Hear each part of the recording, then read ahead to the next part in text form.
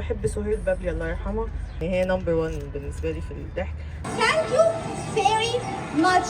Thank you very much. يلا سمعوني. Thank you very much. فن بقى بكره واحده تتبلبط المدام كوكا عشان جوزها بيتقمص. يا استاذ انا ممكن البس حضرتك عادي. فار؟ لا ما فارش ولا حاجه، مش الدرجات دي لا. في فار اللي هو الحيوان ده دخل جوه الجبس. ليه؟ انا واضح انك بتكذب عليا يا اخت مي. ربنا يهديكي. عبده ايد عليا اعمل ايه؟ خلاص شكرا مش هتكلم انا احسن منك. حتى اليومين اللي فاتوا دول عمال اغير له في قمصان نوم، احمر اصفر اخضر، احمر اصفر اخضر، لما بقيت عامله زي اشاره المرور. جابكم منين ده؟ من دمياط يا حبيبتي. هي دمياط فيها بضاعة حلوة. لا وفي منه بقصه. نجمة إيمي سمير غانم.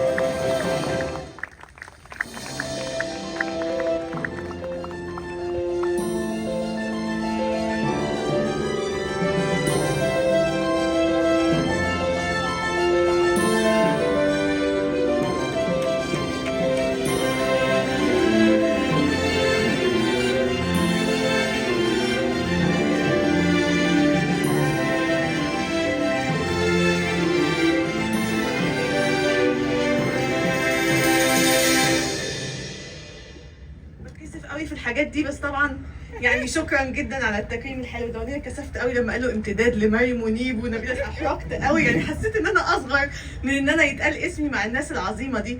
وطبعا انا اصغر من ان انا اتكرم في وسط الاساتذه العظماء اللي حواليا من مخرجين ومنتجين وممثلين. وطبعا في العادي دايما بيهدوا التكريم لحد، انا مش ههديه لحد، انا هاخده لنفسي بصراحه. بقالي كتير ما خدتش حاجه يعني من الحاجات الحلوه دي، فانا خدت تكريم لنفسي. ميرسي الاقصر.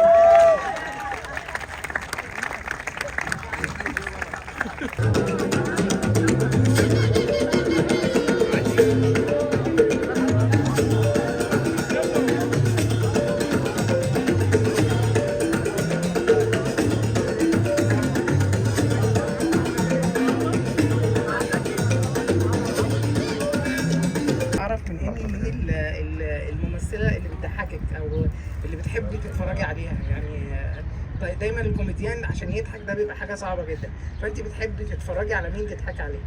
و يعني في الكوميدي تقريبا ناس كتير بحب اتفرج عليهم، بس انا بحب سهير بابلي الله يرحمها.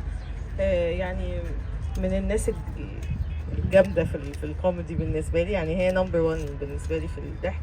بس طبعا يعني في اسامي كتير مش هقعد اقولهم، بس كلهم بيضحكوني، بس سهير بابلي بالذات هي السبيشال. دي اجابه سؤالك.